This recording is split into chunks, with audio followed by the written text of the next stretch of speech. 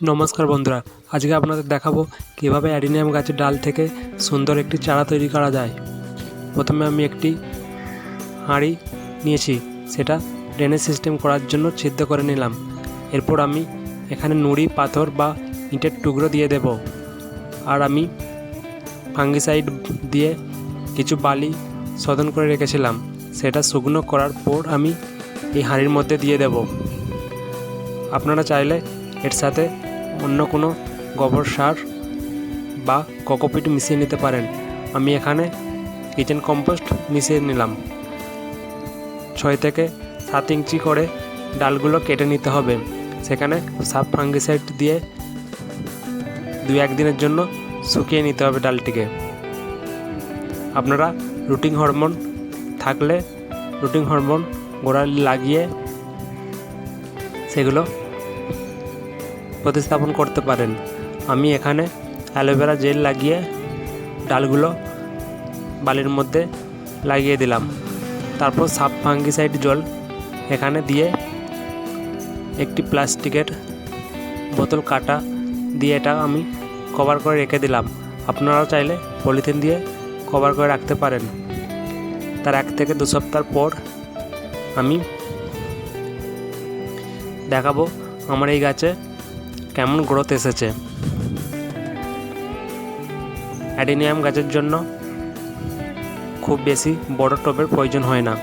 আমি এখানে 4 ইঞ্চি টবের একটি টব নিয়েছি। সেই টবে আমি প্রথমে কিছু শুকনো পাতা ও নুড়ি পাথর দিয়ে মিডিয়া তৈরি করে সেখানে আমি এই গাছটি প্রতিস্থাপন করে দেব।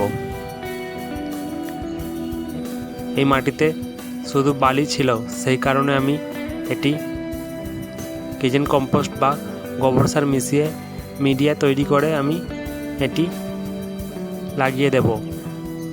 2-1টা ডাল কচি অবস্থায় ছিল, সেই কারণে সেই ডালগুলো নষ্ট হয়ে গেছে। আর একটি মাত্রই সবল শক্ত ডাল ছিল, এটি ভালো মতোই শিকড় গজিয়েছে। এটি আপনারা সেফ ফাঙ্গিসাইড দিয়ে ভালো করে ধুয়ে নেবেন। তারপর ডালটি টবের মাঝ বরাবর রেখে মিডিয়া দিয়ে হাতের সাহায্যে চেপে চেপে গাছটি লাগিয়ে দেবেন। তারপর আপনারা সাব ফাঙ্গিসাইড জল স্প্রে করে গাছটিকে পুরোপুরি ধুয়ে দেবেন। গাছটি এদিক থেকে ওদিক বা যাতে না নড়ে যায়, তার কারণে অ্যাডিনিয়াম গাছের ডাল থেকে চারা গাছ তৈরি করে রিপোর্টিং করা ভিডিওটি যদি আপনাদের ভালো লেগে থাকে, তাহলে অবশ্যই আমার চ্যানেলের সাথে যুক্ত হয়ে যান। আমার চ্যানেলে বিভিন্ন রকম গাছ সংক্রান্ত বা বাগান সংক্রান্ত ভিডিও নিয়ে আলোচনা করা হয়। প্রায় 2 মাস পর আমার এই অ্যাডিনিয়াম গাছটি দেখুন কীরকম হয়েছে। ভিডিওটি দেখার জন্য ধন্যবাদ।